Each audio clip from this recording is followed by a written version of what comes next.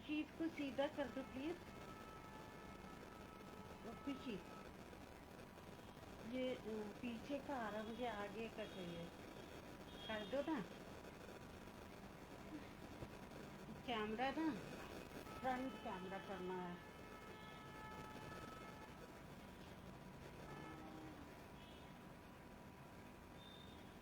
आप अभी भी लाइव हो? पता नहीं,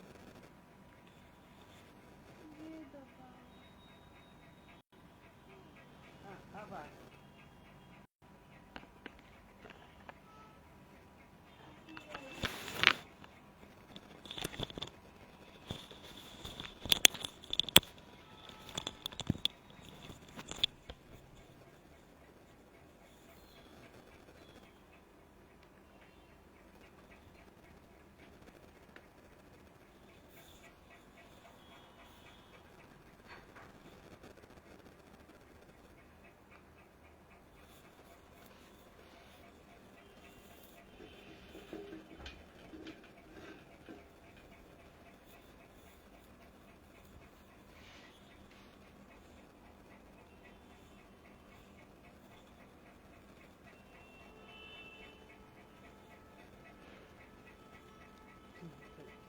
ठीक है।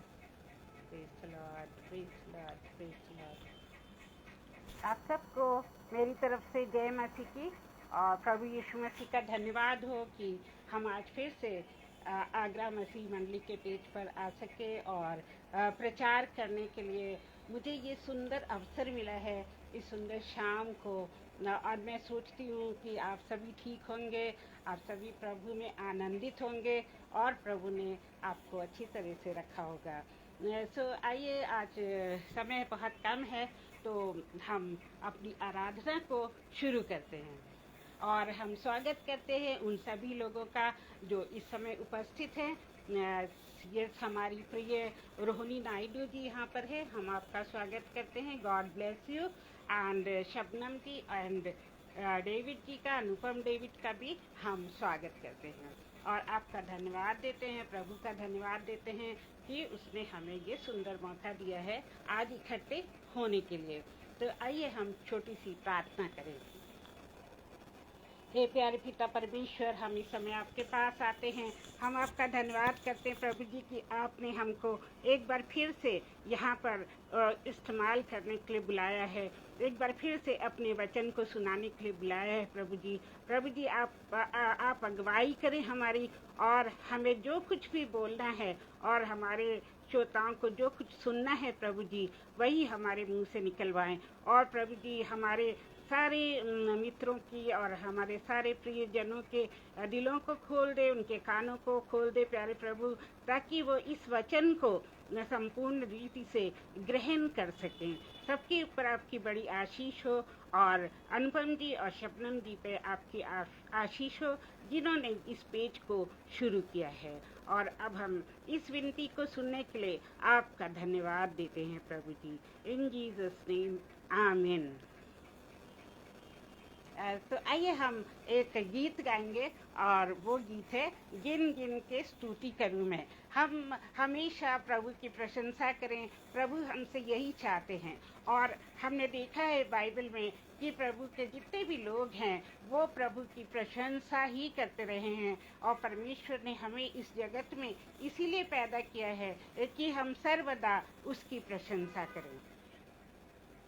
तो ये गीत आप सबको आता होगा और आप सब भी साथ साथ में गा सकते हैं। गिन गिन के स्तुति करूं, बेशुमार तेरे दानों के लिए। अब तक तूने संभाला मुझे अपनी बाहों में लिए हुए। गिन गिन के स्तुति करूं, बेशुमार तेरे दानों के लिए। अब तक तूने संभाला मुझे अपनी बाहों में लिए हुए। तेरे शत्रु का निशाना तुझ पर होगा ना सफल, तेरे शत्रु का निशाना तुझ पर होगा ना सफल। आँखों की पुतली जैसे वो रखेगा तुझे हर पल। गिन गिन के स्तुति करूं बेशुमार तेरे दानों के लिए। अब तक तूने संभाला मुझे अपनी बाहों में लिए हुए। आंधियां बन के आई जिंदगी के फिकर। आंधियां बन के आई जिंदगी के फिकर। कौन है तेरा खेवनहारा है भरोसा तेरा किधर। कौन है तेरा खेवनहारा है भरोसा तेरा किधर। गिन गिन के स्तुति करूं बेशुमार तेरे दानों के लिए। अब तक तूने संभाला मुझे अपनी बाहों में लिए हुए। आई मुझसे मिटाने के शस्त्र होंगे बेअसर। आएंगे तुझे जो मिटाने वो शस्त्र होंगे बेअसर। तेरा रचना करने वाला तुझ पर रखता अपनी नजर। तेरा रचना करने वाला रखता है तुझ पे नजर।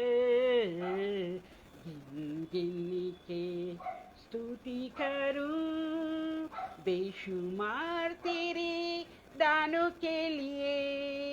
अब तक तूने संभाला मुझे अपनी बाहों में लिए हुए।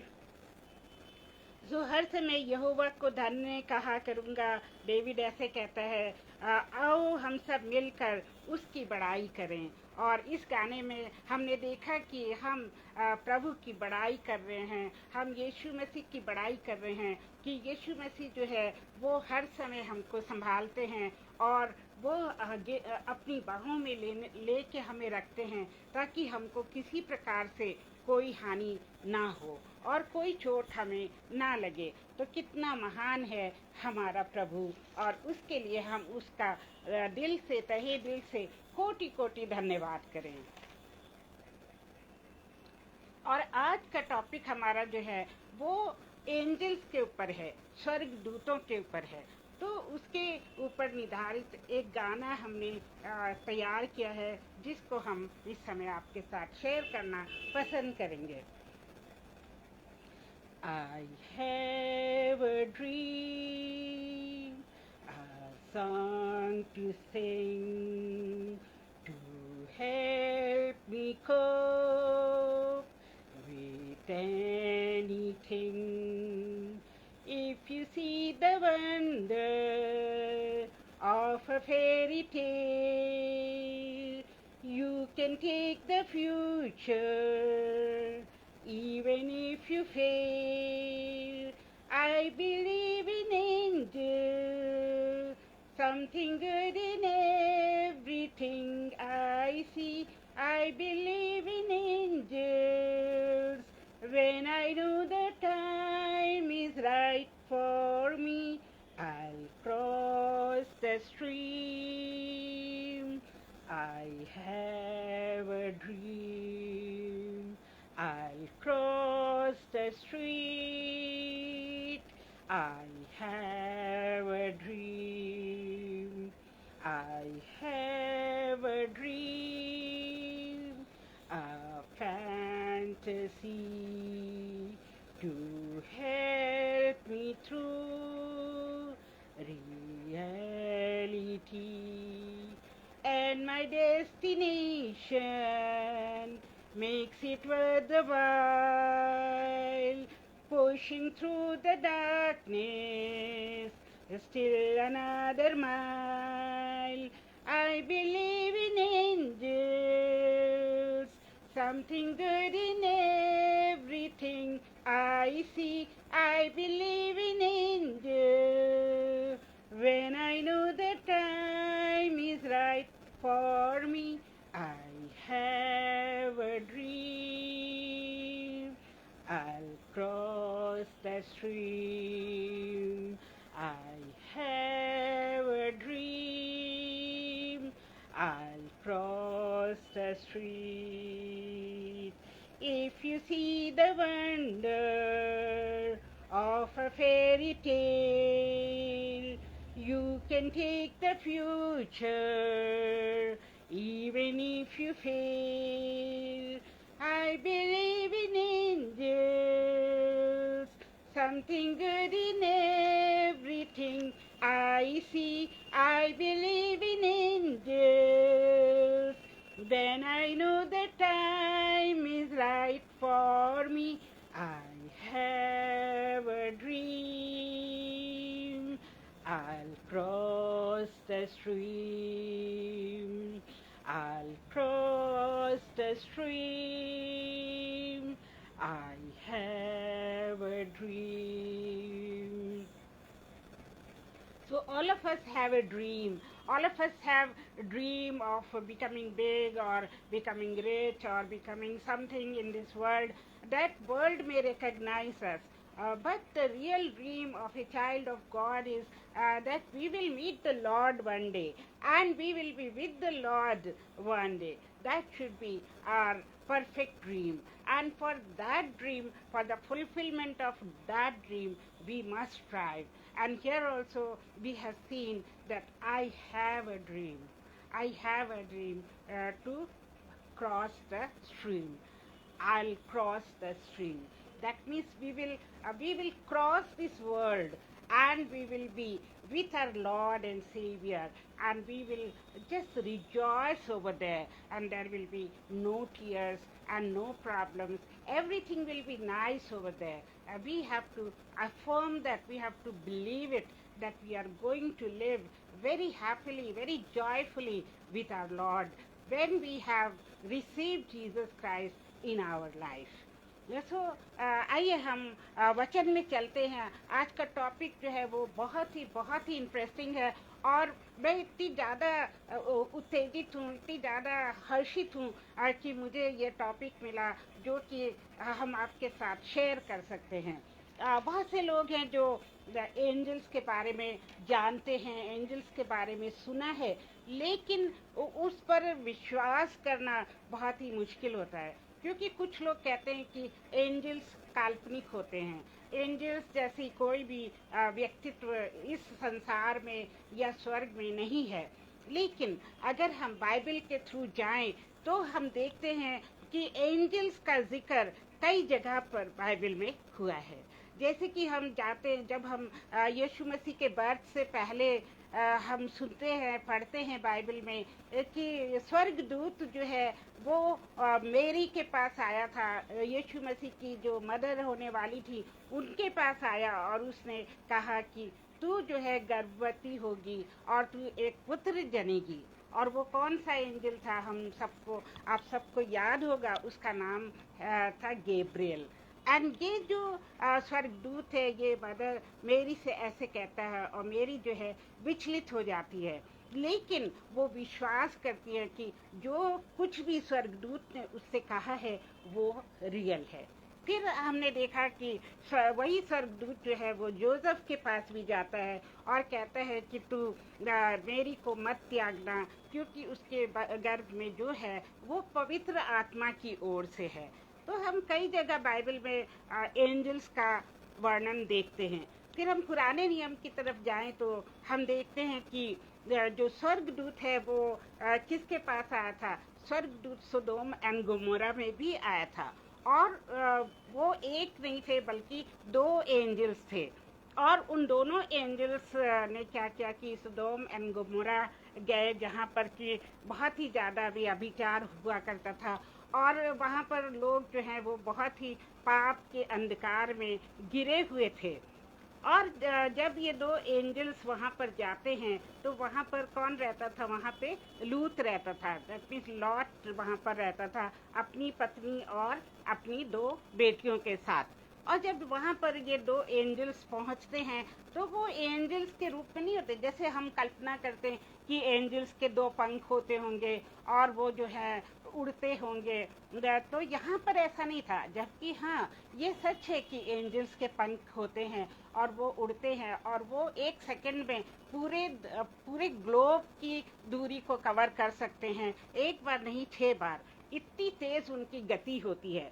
तो जब ये दो एंजल्स मनुष्य के रूप में लॉट के पास जाते हैं तो क्या होता है कि सारे जो उस सोदोम और गमोरा के लोग थे उनको ये बात पता चल जाती है, और वो फिर आते हैं वहाँ लूत के घर पे आते हैं और कहते हैं कि वो जो दो आदमी तुम्हारे घर में आए हैं उनको मुझे दे दो, उनको हमें दे दो ताकि हम उनके साथ सेक्स कर सकें, क्योंकि उन दिनों में उस जगह में होमोसेक्सुअलिटी बहुत ही प्रचलित थी और बहुत फेमस थी, और वहाँ पर लोग जो हैं वो होमोसेक्सुअलिटी मेन के साथ मेन जो हैं वो सेक्स करते थे।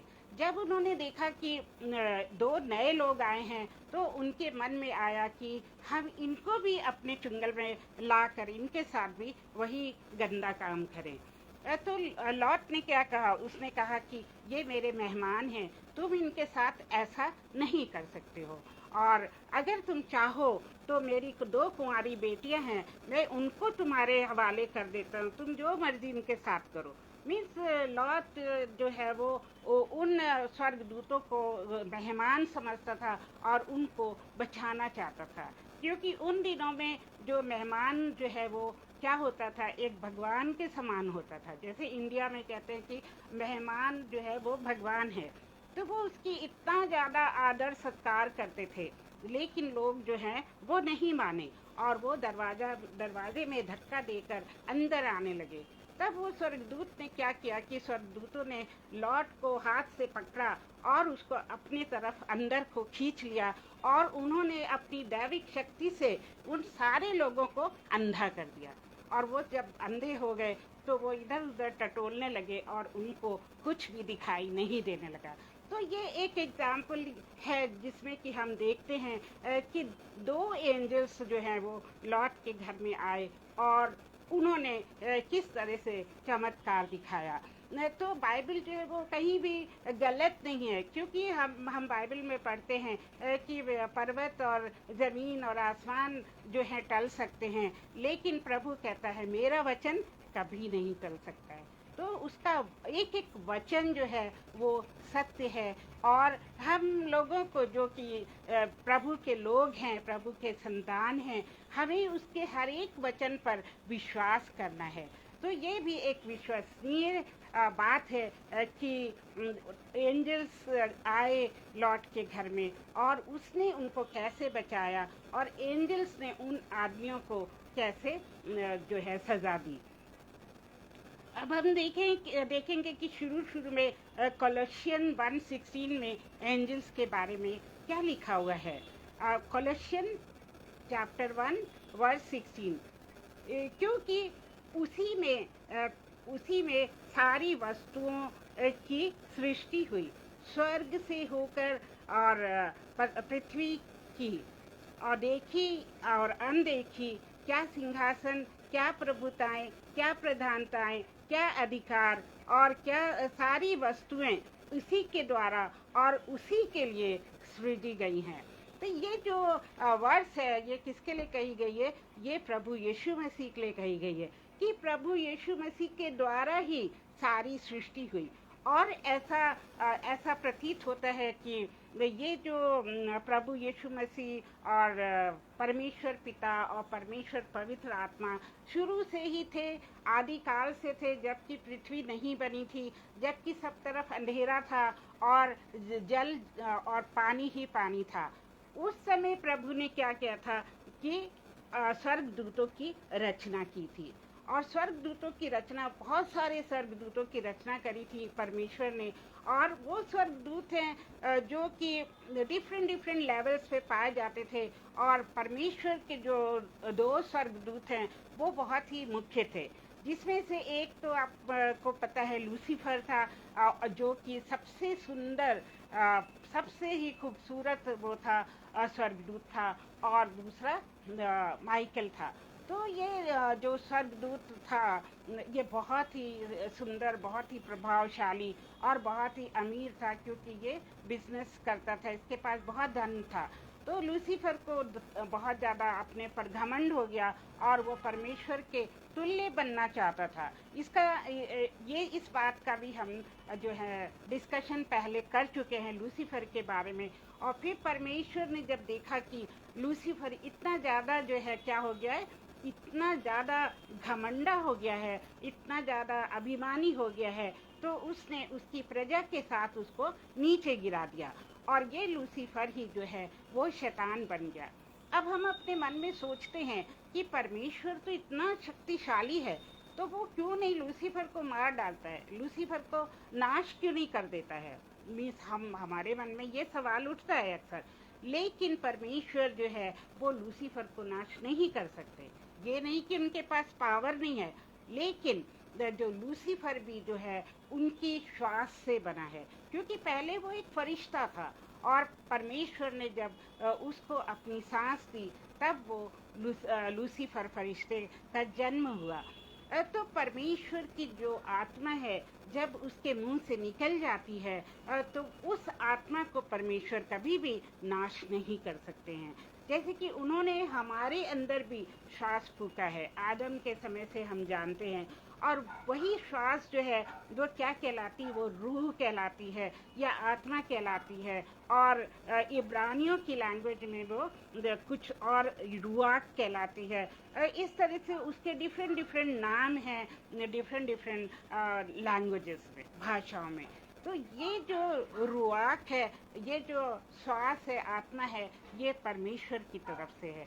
तो हम भी जो है वो कभी भी नाश नहीं होंगे, क्योंकि जो हमारी आत्मा है वो परमेश्वर से निकली है। और हमारे प्रभु यीशु मसीह को ग्रहण करने के अनुसार हमारी आत्मा जो है वो परमेश्वर के पास स्वर्ग में जाएगी या नरक में जाएगी। हम सब जानते हैं कि अगर हम अपने पापों का अंगीकार करते हैं, उनके लिए हम परमेश्वर से माफ़ी मांगते हैं, तो परमेश्वर जो है वो बहुत भला है और वो हमको माफ़ कर देता है। और यीशु मसीह के लहू के द्वारा हम जो है शुद्ध हो जाते हैं और हम परमेश्वर के राज्य के अधिकारी बनते हैं और अनंत काल तक हम जीवित रहेंगे।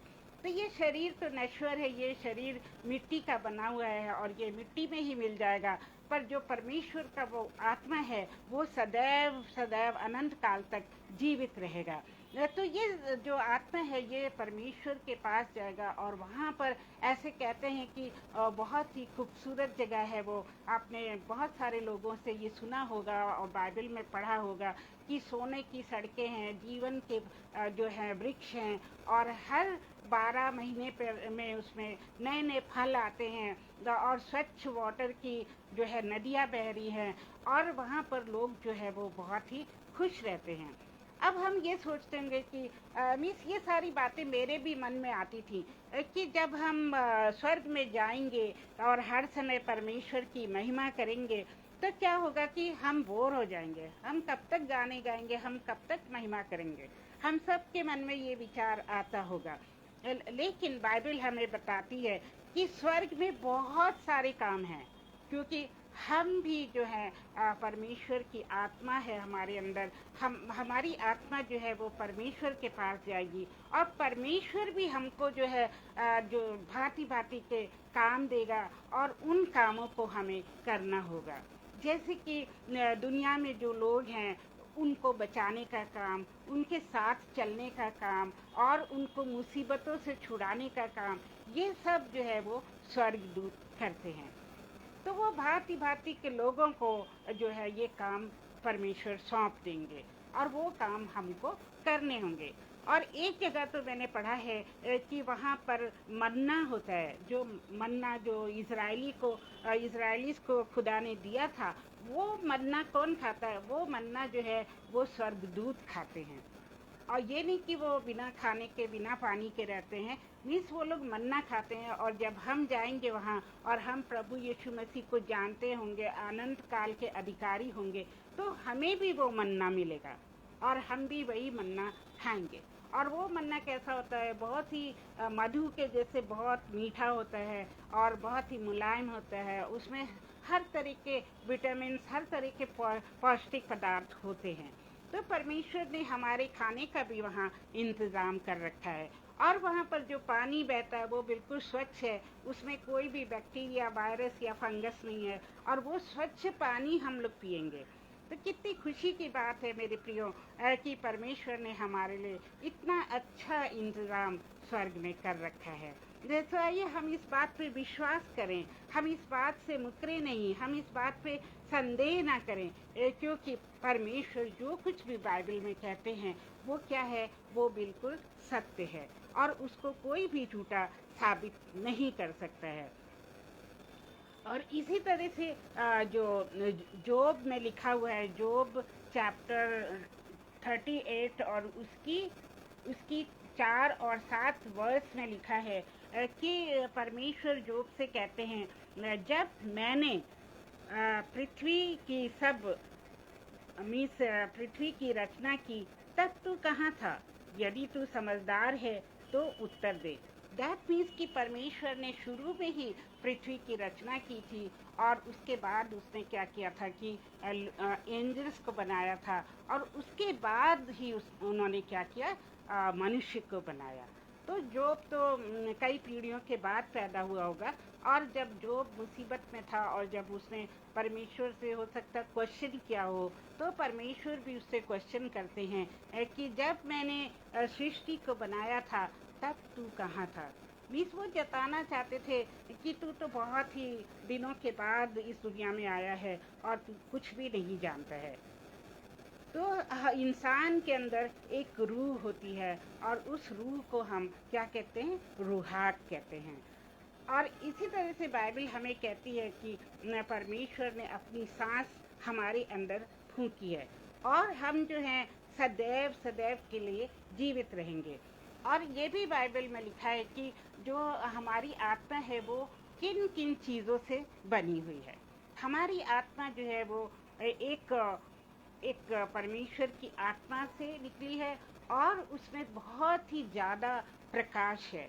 जब भी हम एंजल की बात करते हैं तो हम ये देखते हैं कि बहुत ज़्यादा प्रकाश हुआ और एंजल्स जो हैं वो प्रकट हुए। और एक समय की बात है जब एक चर्च पर जो है लोग हमला करने जा रहे थे और वो लोग उस चर्च को नष्ट करना चाहते थे, और वहाँ पर जो भी लोग उसकी देखभाल कर रहे थे वो बहुत ही ज़्यादा डरे हुए थे कि कभी भी जो है लोग यहाँ के हमें मार डालेंगे और हम पर हमला कर देंगे। लेकिन देखा क्या गया कि उसके ऊपर जो है फरिश्ते मंडरा रहे थे और उनके बड़े बड़े पंख थे और उनकी रोशनी इतनी तेज़ थी कि वो पूरे एरिया में, पूरे उस शहर में दिखाई दे रही थी जहाँ पर वो चर्च था। और फिर लोग जो है वो भागे भागे आए वो उस रोशनी को देखने के लिए, उन दूतों को देखने के लिए। और जब उनके कैमरा में पिक्चर लेने की कोशिश की गई तो वो स्वर्गदूत वहाँ से गायब हो गए। तो वहाँ चर्च के लोगों को बहुत ही हर्ष हुआ कि परमेश्वर हमारे साथ है, उसके स्वर्गदूत हमारे साथ हैं और हमारा कोई भी नुकसान नहीं हो सकता है। तो इस तरह से हम कई जगह पे स्वर्गदूतों का वर्णन पाते हैं। इसी तरह सॉल, जो कि बाद में पॉल बन गया, सॉल जिसने लोगों को बहुत सताया और क्रिश्चियन लोगों को उसने क्या जेल में बंद कर दिया, उनकी औरतों को और उनके बच्चों को भी जेल में बंद कर दिया, उनको बहुत सारी यातनाएं दी। तो एक दिन जब वो जा रहा था तो उसको प्रभु यीशु मसीह ने अपना दर्शन दिया और प्रभु यीशु मसीह ने कहा कि सॉल सॉल तू मुझे क्यों सताता है। और उस समय इतनी रोशनी चमकी कि सॉल जो है वो अंधा हो गया। उसको कुछ भी दिखाई नहीं दिया। और उसके बाद वो जो है प्रभु यीशु मसीह के करीब आ गया, और उसके बाद तो आप जानते हैं कि वो सॉल से पॉल बन गया, और उसने परमेश्वर के लिए बड़े बड़े काम किए। उसने परमेश्वर के लिए बहुत सारी यातनाएं सही, और वो जो है परमेश्वर का काम अंत तक करता रहा। और उसका अंत कैसे हुआ कि उसका सिर उसके धड़ से अलग कर दिया गया। मीन्स वही सॉल जो लोगों को सताता था, परमेश्वर से घृणा करता था, वही सॉल पॉल बन गया, और पॉल के रूप में उसने परमेश्वर के लिए अपनी जान दे दी। तो ये होता है परमेश्वर का प्रकाश, और परमेश्वर के उस प्रकाश के कारण सॉल जो है वो अंधा हो गया और वो देख नहीं सका। तो इसलिए हम देखते हैं कि जो जितने भी फरिश्ते हैं, जितने भी स्वर्गदूत हैं, उन सब के अंदर बहुत ज़्यादा प्रकाश होता है। बहुतों ने तो स्वर्गदूतों को जो है आंखों के सामने देखा है, और बहुत से लोगों ने उनको क्या है मनुष्य के रूप में देखा है। ये नहीं कि स्वर्गदूत, जैसे कि हमने पहले कहा कि हमेशा उनके पंख होते हैं और वो उड़ते हुए आते हैं, ऐसा नहीं। वो जो है एक मनुष्य के रूप में भी हमारे पास आ सकते हैं। जैसे कि आपने देखा कि सदोम एंड गोमोरा में वो मनुष्य के रूप में आए। उसी तरह से इब्राहिम को देखे, जब इब्राहिम और सैरा उनको बच्चा नहीं हो रहा था, और इब्राहिम जो था वो 100 साल का हो चुका था, और सारा जो है वो 99 दैट मीन 99 ईयर्स की हो चुकी थी, और उनको कोई भी बेबी नहीं था। और जब ये जो 3 फरिश्ते वहाँ पे आते, 3 स्वर्गदूत आते हैं, और वो उनके घर के सामने पेड़ के नीचे इब्राहिम को मिलते हैं। तो इब्राहिम उनके पाँव धुलाने के लिए पानी लाता है, उनकी सेवा शुश्रूषा करता है, उनके लिए खाना, अच्छे से अच्छा खाना बना के लाता है, क्योंकि इब्राहिम जो था वो परमेश्वर का जन था, और उसको अपने मन में ये ज्ञान था कि ये लोग जरूर परमेश्वर के लोग हैं, और उसने उनकी सेवा करी। फिर उन स्वर्गदूतों ने उनको आशीर्वाद दिया कि हे इब्राहिम, तेरी संतान होगी जो कि इस दुनिया में क्या होगी, बालू के कणों के समान बढ़ेगी, और आसमान में सितारों के समान बढ़ेगी। तो इसको इब्राहिम को तो विश्वास हो गया, लेकिन सारा हंस पड़ी। तो इस तरह यहाँ भी हम देखते हैं कि 3 स्वर्गदूत जो हैं वो मनुष्य के रूप में आते हैं। तो हे मेरे प्रियो, मेरे कहने का तात्पर्य ये है कि हमारे पास भी स्वर्गदूत आ सकते हैं जब हम मुसीबत में होते हैं, या स्वर्गदूत हमको चेक करना चाहते हैं, या परमेश्वर उनको हमारे पास भेजते हैं, तो हमको उनके साथ कैसा व्यवहार करना चाहिए। और पुराने समय में तो ये लिखा था कि जो भी अतिथि आए उनका आप आदर सत्कार करें। इवन तो आजकल तो हम ऐसे नहीं कर सकते हैं। आजकल तो हम दरवाज़ा भी नहीं किसी के लिए, अनजान व्यक्ति के लिए खोलते हैं, क्योंकि हम नहीं जानते कि वो चोर हैं कि डाकू हैं क्या, या जादू करने वाले हैं, या कुछ भी नुकसान हमें पहुंचा के और चले जाएंगे, हमें हिप्नोटाइज करके हमारा सारा सामान ले जाएंगे। मीन्स आजकल तो ये करना बहुत ही मुश्किल है, लेकिन परमेश्वर हमको क्या इंसाइट देता है पहचानने की कि कौन इंसान सही है और कौन इंसान गलत है, और वो इंसाइट हमारे अंदर होती है। तो परमेश्वर से हम हमेशा प्रार्थना करें कि ये जो मनुष्य हमारे पास आया है, ये आपकी तरफ से है या फिर शैतान की तरफ से है। तो हमें जब परमेश्वर का जन कोई आता है तो हमें ज़रूर उसका आदर सत्कार करना होता है, लेकिन अपनी आत्मा में हमें पहले पूछना होता है कि ये जन जो है वो परमेश्वर की ओर से है या नहीं है। तो हम देखते हैं कि बहुत सारी बातें जो है वो बाइबल में लिखी हुई हैं, जिसका जिक्र आज तो करना बहुत ही मुश्किल है, क्योंकि आज मुझे जल्दी छोड़ना होगा। मुझे मीन्स पंजाब जाना है, तो मुझे बस पकड़नी है।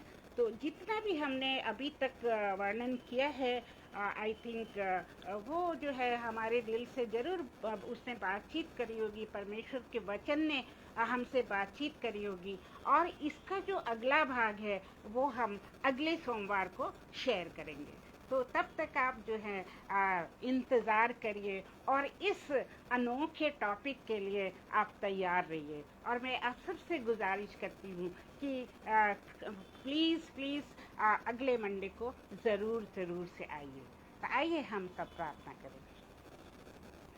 हे प्यारे पिता परमेश्वर, हम आपके पास आते हैं। हम आपका लाख लाख धन्यवाद करते हैं प्रभु जी कि आपने हमसे बातें करी, और प्रभु जी हम धन्यवाद करते हैं कि आपने हमारी सहायता के लिए स्वर्गदूतों को बनाया, और वो स्वर्गदूत हमारे साथ होते हैं। प्रभु जी आपने हर एक जन के लिए, हर एक संतान के लिए स्वर्गदूत निर्धारित करे हैं। प्यारे प्रभु जी हमको इतनी क्षमता दे, हमें इतना ज्ञान दे कि हम इन स्वर्गदूतों को पहचान सकें जो आप हमारे साथ भेजते हैं।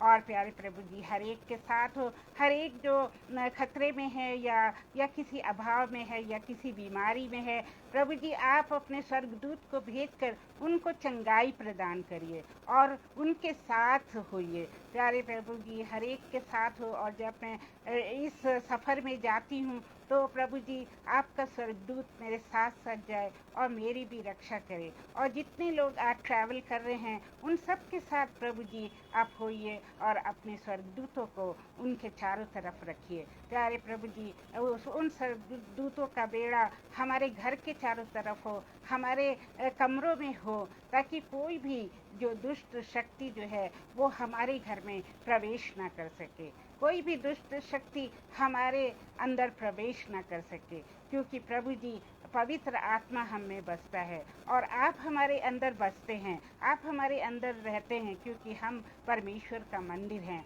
प्रभु जी इस बहुत बड़ी नियामत के लिए हम आपका शुक्रिया अदा करते हैं कि हमें किसी भी चीज़ से डरना नहीं है, क्योंकि आप हमारे साथ हैं। और आपने कई बार हमसे कहा है कि डर मत, मैं तेरे साथ हूँ। प्रभु जी जो भी बीमार है उनको आप अपनी चंगाई प्रदान करिए, जो मनी के और अभाव में है, जिनके पास मुसीबत है, प्यारे प्रभु उनका साथ दीजिए और उनको सेटिस्फाई करिए प्रभु जी, उनकी हर मुसीबत को दूर करिए प्रभु जी। और प्रभु जी हम सबके लिए प्रार्थना करते हैं, अगर वो किसी भी मुसीबत में हो, किसी भी लड़ाई में हो, प्यारे प्रभु कोई उनको सता रहा हो, तो आप उन सब के शत्रुओं का नाश कर दीजिए। जैसे कि हम जानते हैं कि हम आपकी आँख की पुतली हैं और हमको कोई भी नाश नहीं कर सकता है, हमें कोई तकलीफ नहीं पहुंचा सकता है। प्रभु जी इस विश्वास के साथ हम दिन ब दिन आगे बढ़ते जाएं और आपके वचनों में हम दृढ़ होते जाएं प्रभु जी। और हम विनती करते हैं अपने सारे प्रियजनों के लिए जो यहाँ पर हैं, उनको बहुत आयत से आशीष दीजिए, और प्रभु जी जो बाद में इन वचनों को सुनेंगे उनको भी बहुत बहुत आशीष दीजिए प्रभु जी। और प्रभु जी अनुपम जी के साथ होइए, उनको आशीष दीजिए, अच्छा स्वास्थ्य दीजिए।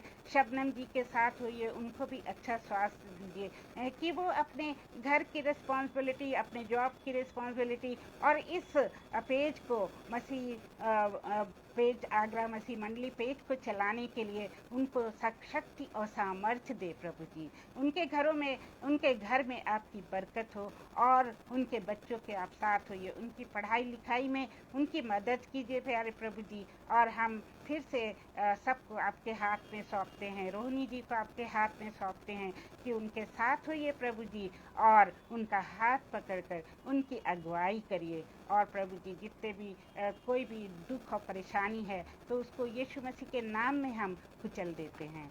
और प्रभु जी अब हम और क्या मांगे, हमारे मांगने से पहले आप जानते हैं कि हमें किन किन वस्तुओं की आवश्यकता है, तो इस प्रार्थना को हम आपके सुपुर्द करते हैं और इस प्रार्थना को सुनने के लिए आपका धन्यवाद देते हैं प्रभु जी, और इसको हम जीसस के नाम में मांगते हैं, आमीन। तो आप सबको एक बार फिर से धन्यवाद और एक बार फिर से जय मसीह की। और जब तक हम नहीं मिलते हैं, प्रभु हमारे साथ हो।